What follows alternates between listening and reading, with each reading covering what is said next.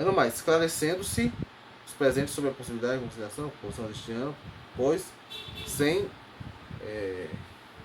composição dos danos e, por fim, da proposta de transação penal, com aplicação imediata de sanções socioeducativas não privativas de liberdade.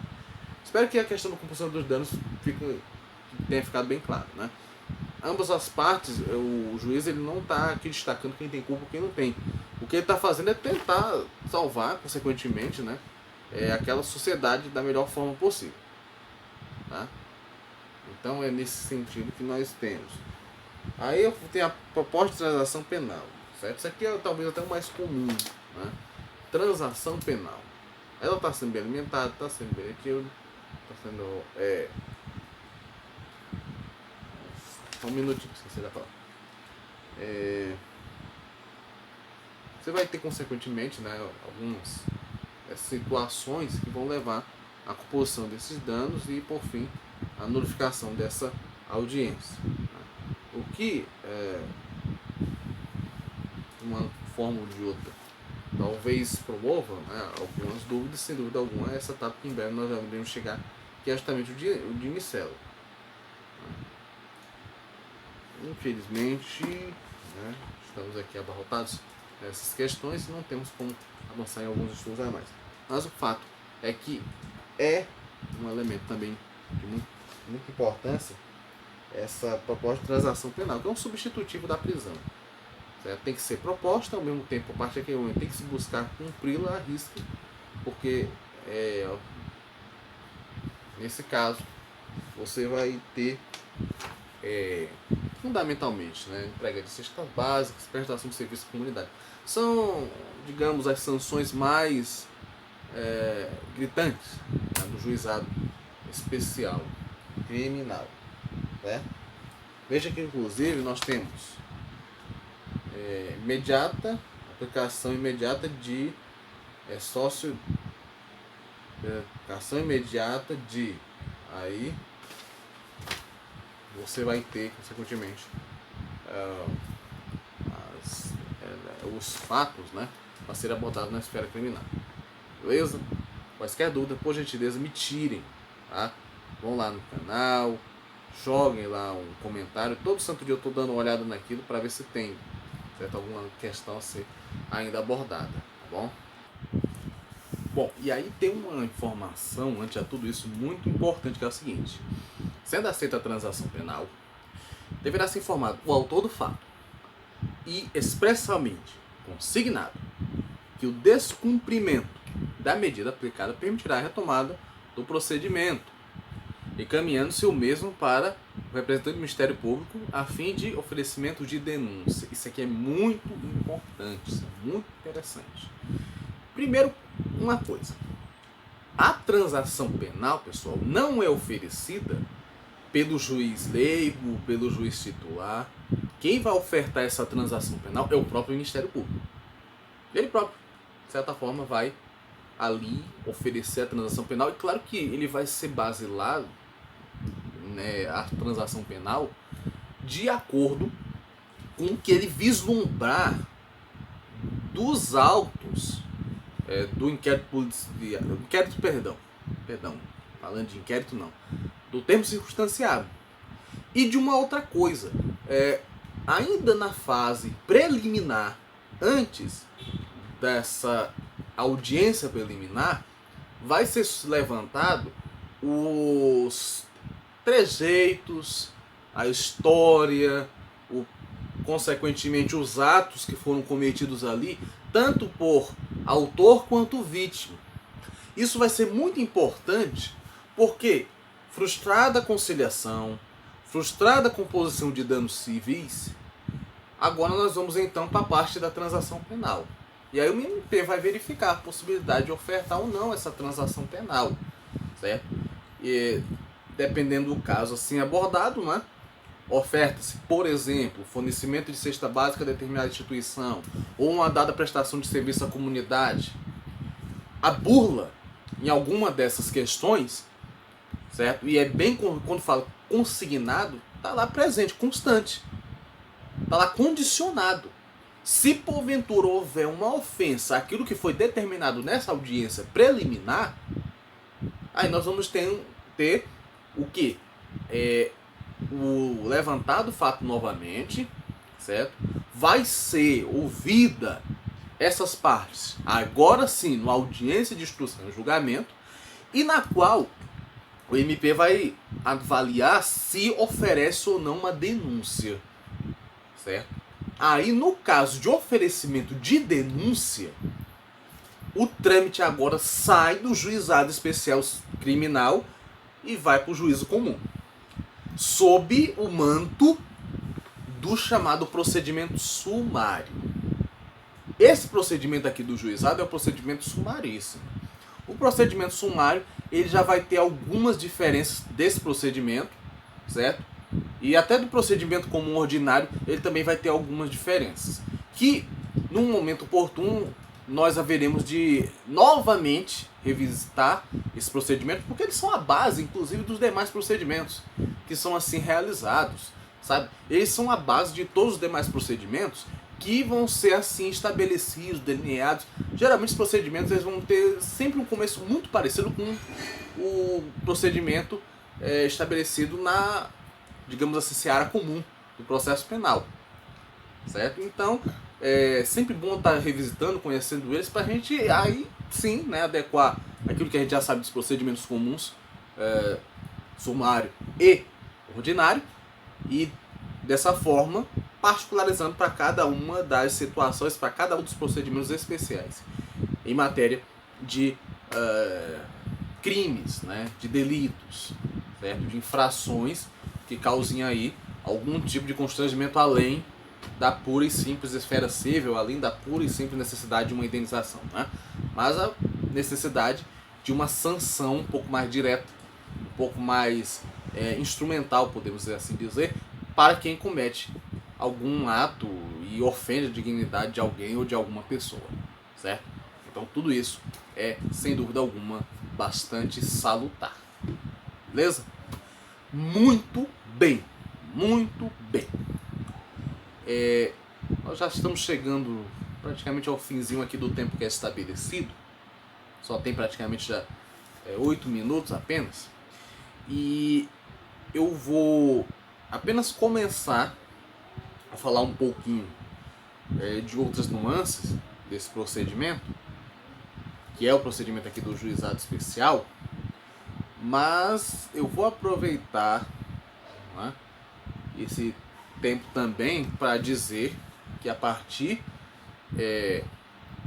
de hoje, dessa aula que vai ser apresentada a vocês, eu vou tirar um tempinho bem assim salutar, bem específico, para encaminhar a vocês uma atividade, um trabalho da composição de nota, certo? Que tanto vai valer para a NPC 1, certo? Quanto vai valer consequentemente para a NPC 2. Vai valer para a NPC 1 em termos de pontuação extra, tá? Para a NPC 2 já vai valer uma boa parte da nota, se bem que posso até colocar como valendo a nota. Mas, se bem que pensando bem, parece que há um novo regramento, né, quanto a determinadas medidas serem adotadas em termos de atividades, então muito provavelmente isso aqui já vai ser a segunda NPC, né, em termos de avaliação. E aí, com o passar do tempo, em breve, eu vou então encaminhar a atividade para composição mesmo da nota de NPC 2, tá? Então o que eu vou encaminhar a vocês já vai valer como ponto, certo? Sem dúvida alguma, para a próxima NPC, certo? Assim a gente vai dinamizando, vai trabalhando e vai, consequentemente, né, fazendo as abordagens devidas, que assim merecem ser creditadas, merecem ser adornadas para o melhor encaminhamento da nossa disciplina. Primeira coisa,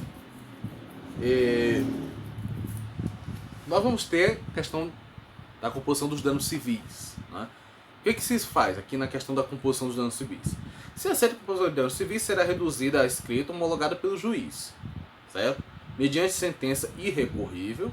Então, composição de danos civis é justamente quando tanto uma parte quanto outra compreendem que contribuíram para a confusão, contribuíram para uns atos ali, sabe, de ofensas recíprocas.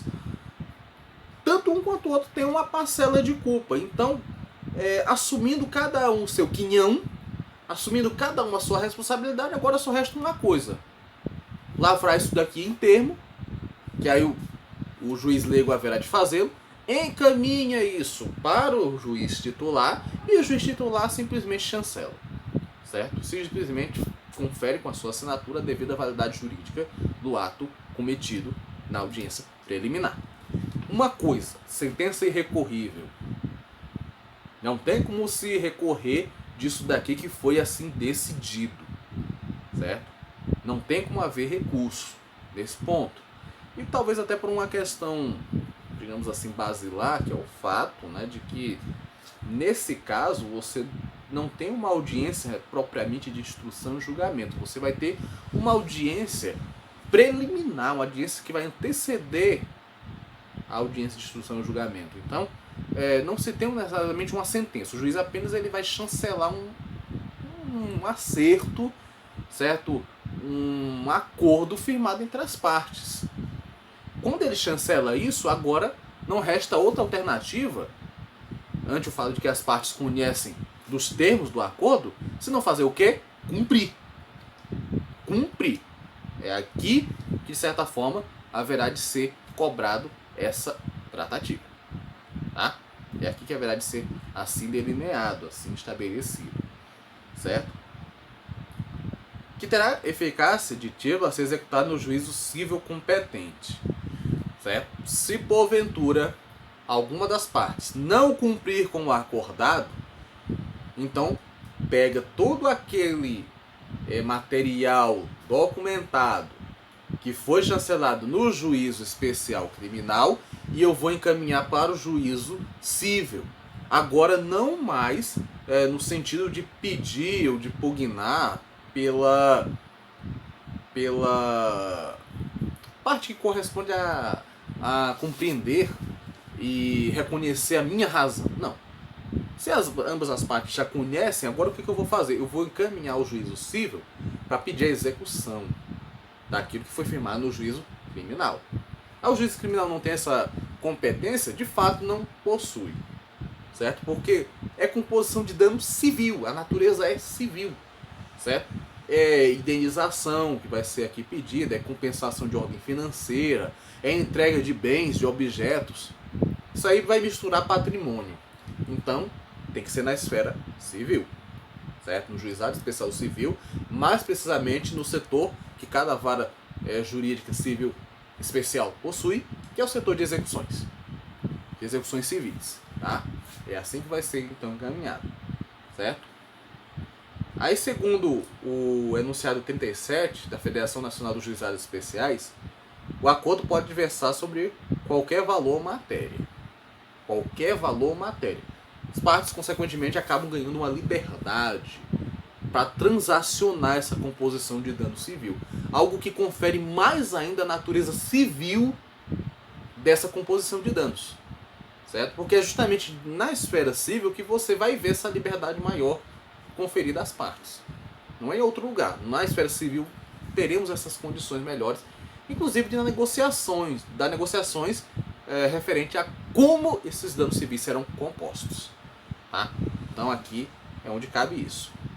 Aí veja só que interessante. Tratando-se de ação penal privada ou ação penal pública condicionada, o acordo referente à composição, uma vez homologado, acarreta renúncia ao direito de queixa ou representação. Eu vou deixar para explicar isso no próximo vídeo, na próxima videoaula, tá? Que aí então eu vou, sem dúvida alguma, fechar esse ponto, fechar esse acesso aqui, porque tem coisas aqui que vocês ainda vão estudar, né? E assim então eu vou explicar rapidamente aqui de forma instrumental e dessa forma eu passo a vocês sem maiores problemas. Até breve, até mais no nosso próximo vídeo, tá bom, pessoal? Um abraço a todos e até breve. Bom, pessoal, então, conforme eu disse no último vídeo, vamos aqui dar uma continuidade, tá, ao nosso conteúdo. E aí o que vai acontecer? Nesse ponto, no último vídeo, quem assistiu viu que eu deixei ali na máquina, né, para a gente dar continuidade aqui, alguns assuntos interessantes com relação à composição dos danos civis lá no Juizado Especial Criminal. E nesse sentido, o que acontece? Eu falei que, tratando-se de uma ação penal privada, né, ou ação penal pública condicionada, o acordo referente à composição dos danos civis, uma vez homologada, acarreta renúncia ao direito de queixa ou representação. Primeiro, ação penal privada. Conforme vocês estudarão com o mestre Silvano, acho que já deve estar inclusive nesse caminho de estudos, eu vou aqui apenas traduzir isso de modo mais prático e instrumental, certo? Sem adentrar muito nos verbetes e demais dispositivos de ordem conceitual, de ordem dogmática e doutrinária. Claro que baseando-se nisso, mas traduzindo para um fim mais prático. A ação penal privada, ela vai ser justamente aquela ação penal, aquele intento de se dirigir até uma instituição do Poder Judiciário e, sob sua perspectiva, sob sua responsabilidade, você então apresentar uma demanda de ordem jurídico-criminal contra determinada pessoa, certo? E aqui no caso, como o próprio nome diz, ação penal privada, cabe ao indivíduo, por sua própria força, por seu próprio interesse, o intento de encaminhar essa ação penal. Tá? E aí nós vamos ter 3 tipos de ações penais privadas, por assim dizer. Aqui nós temos, no caso, ele fala da ação penal privada, né? O texto apresentado fala da ação penal privada e da ação pública condicionada. A ação penal privada, ela vai ter a ação penal privada propriamente dita, que é aquela com uma prescrição aí, uma prazo decadencial aí de 5 anos, mais ou menos, certo? E na qual você encaminha até o juízo uma determinada demanda, uma determinada questão da qual você se vê prejudicado, né, por força de outra pessoa, por força de outro agente, né, de alguém que consequentemente esteja lhe ofendendo, lhe atingindo a imagem, a moral, a honra, tá? E aqui você então ingressa com a queixa, enquanto que a peça que vai pugnar pelo início, por um processo, em uma ação penal pública incondicionada, é, de fato, a denúncia. No caso e no campo da ação penal privada, nós vamos ter a queixa-crime. Tá? As duas vão ter, consequentemente, a mesma estrutura. A mesma estrutura. Tá? Vamos, inclusive, mais adiante, talvez uma terceira NPC. Digo talvez porque isso possa, talvez também, ser utilizado aqui na segunda NPC, mas ainda esse ano nós haveremos de ver essas diferenças entre a ação penal privada e a ação penal pública incondicionada, ou talvez até condicionada também, certo? Mas de fato, nós vamos ter a queixa, certo? E como exemplo, né, que nós poderíamos colocar aqui, por exemplo, questões relativas a calúnias, difamação, injúria, tentativas, consequentemente, né, de denigrir a imagem da pessoa, que aí pode desembocar em qualquer uma das ações penais privadas, no sentido de dizer que ou você foi injuriado, né, ou foi difamado, tá? Então esse é o plano, esse é o intento, tá? Você vai ter a ação penal privada personalíssima, que é um tipo de ação penal privada que só você pode ingressar com ação penal. Só você. Mais ninguém. E aí vamos ter uma diferença dessa ação penal privada personalíssima para a ação penal privada propriamente dita. Porque a propriamente dita, talvez, se você não puder ofertar a queixa por si só, por qualquer que seja o motivo, certo? Mas outra pessoa pode fazê-lo. Sem maiores problemas, sem maiores ressalvas. Parentes, em primeiro grau, segundo grau, podem fazê-lo. É um típico exemplo, não especificamente dessa situação. É o típico exemplo de uma dada pessoa que vem a falecer e antes dele falecer, digamos que a moral dessa pessoa estava um pouco rebaixada já. Com o falecimento isso ficou mais acentuado. E aí, conhecendo inclusive da pessoa e vendo que ela não tem aquele comportamento que disseram que tinha, né? Mas a imagem da pessoa está denegrindo, então você ingressa e pode ingressar com uma ação penal privada em nome dessa pessoa. Claro que tem que respeitar um prazozinho decadencial ali, né, de 5 anos, para não incorrer na falta de intento, de interesse, né, em preservar a imagem daquela pessoa, resgatar a imagem daquela pessoa, certo? Então, por isso que dá-se essa condição de pessoas interessadas podem assim fazer em nome dela, né? Podem assim representar em nome dessa pessoa, sem dúvida alguma. Um outro exemplo que nós podemos canalizar aqui, isso foi uma coisa até meio que de vida real que eu já cheguei a acompanhar, né? A mãe de uma adolescente que ingressou com uma ação penal privada, propriamente dita, em nome da filha, certo? Uma queixa, por conta de uns vizinhos que, em um dado momento, teve uma primeira confusão dessa mãe com alguns vizinhos, né?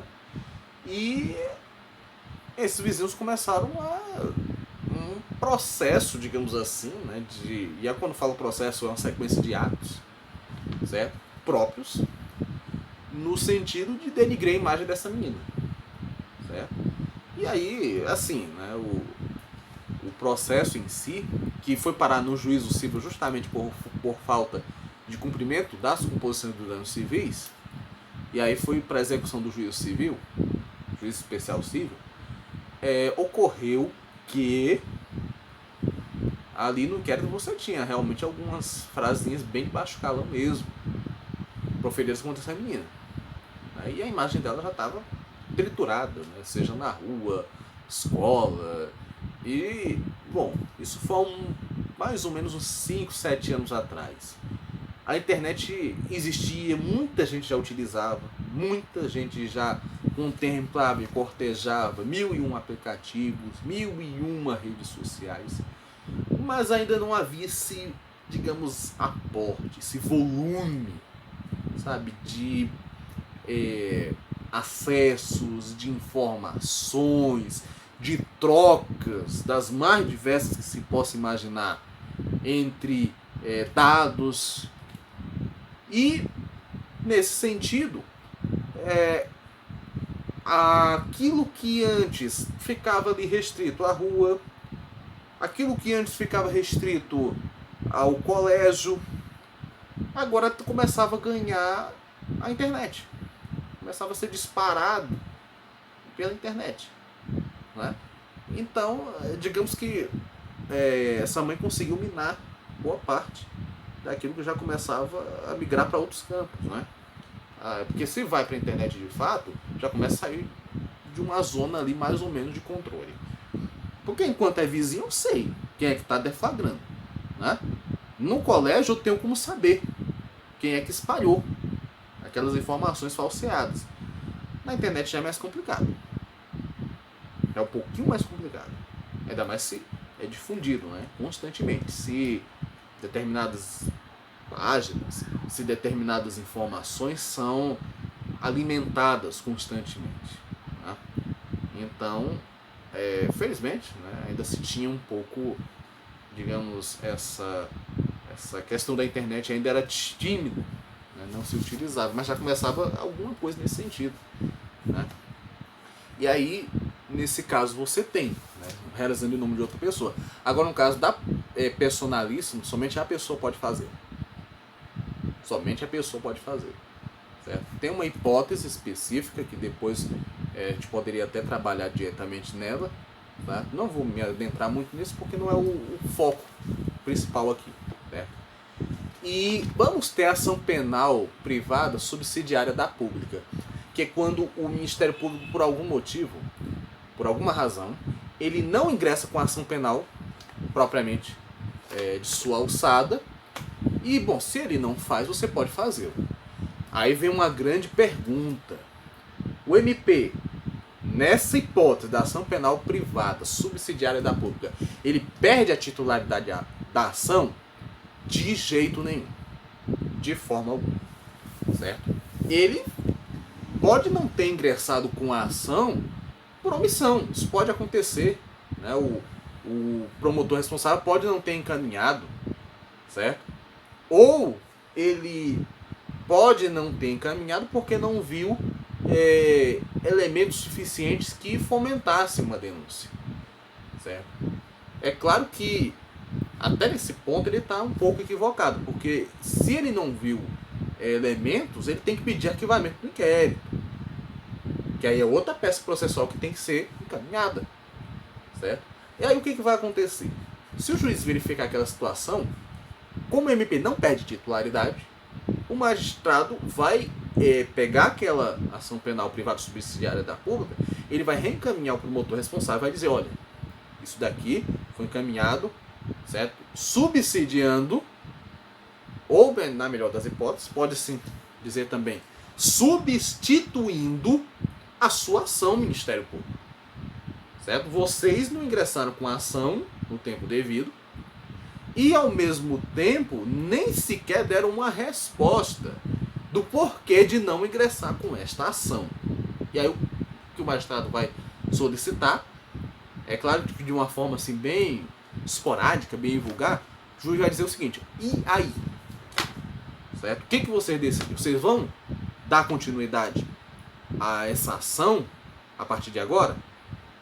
Vão oferecer alguma representação para subsidiar essa ação?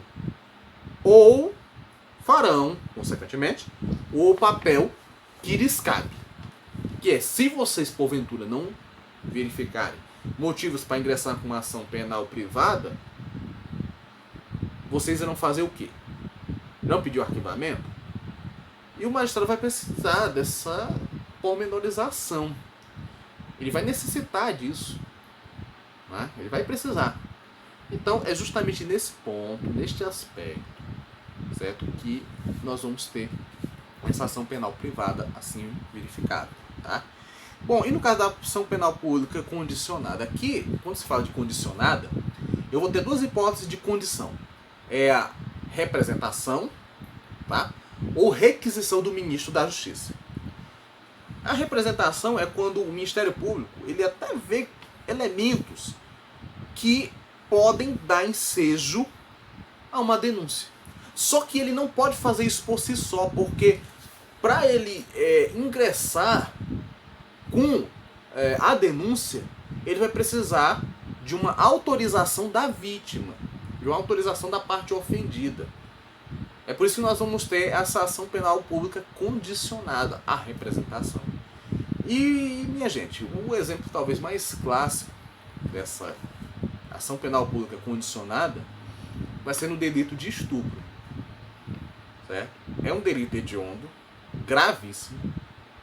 Agora, o que acontece? O MP ele só pode, de certa forma, dar andamento numa ação se ele tiver condições para tanto, porque há um entendimento, inclusive, de que vai que ingressa-se de forma esporádica com essa ação, isso talvez cause até um pouco mais de prejuízos à vítima que já está prejudicada. Então, é justamente nesse intento que exige essa condicionante. Tá? Exige-se isso. Do mesmo jeito, a Lei Maria da Penha também vai na mesma, digamos assim, na mesma linha, né, de raciocínio. Tá? E a requisição é quando o Ministério da Justiça requer, né, faz uma requisição, faz um requerimento ante a crime de ordem federal, fundamentalmente falando, e dessa forma, então, o MP ingressa com a ação devida. Bom, com isso eu vou finalizando aqui, tá? O tempinho já está um pouco estourado. Vou encaminhar esses videoaulas e a próxima videoaula eu já vou começar falando do trabalho que vocês haverão de fazer, tá bom? Um abraço a todos e até breve.